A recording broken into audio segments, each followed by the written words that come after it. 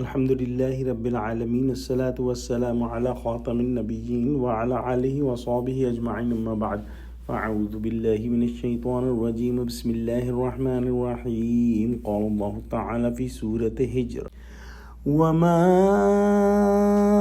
أهلكنا من قرية إلا ولها كتاب معلوم ما تسبق من أمة أجلها وما يستأخرون۔ ترجمہ، اور ہم نے کوئی بستی ہلاک نہیں کی مگر اس کا وقت مرقوم و معین تھا۔ کوئی جماعت اپنی مدت وفات سے نہ آگے نکل سکتی ہے نہ پیچھے رہ سکتی ہے۔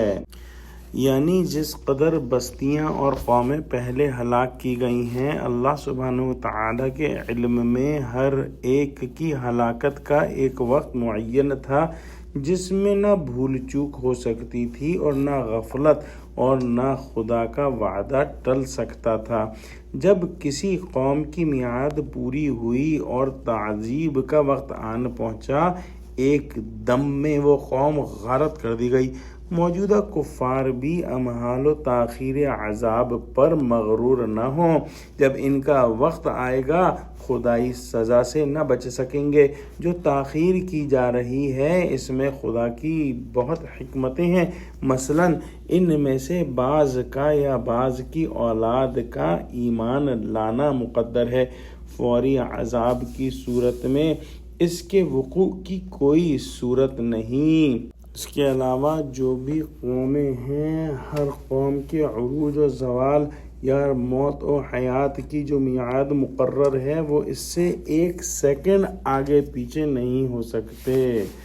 آج اگر ہم ان آیتوں پر تدبر کریں تو ہم کو ڈھارس ہوتی ہے کہ آج جو مسلمانوں کا حال برا ہے اور کفار ان پر ظلم و ستم کے پہاڑ ڈھا رہے ہیں، لیکن یہ چیز ہر وقت ہمیشہ کے لیے نہیں۔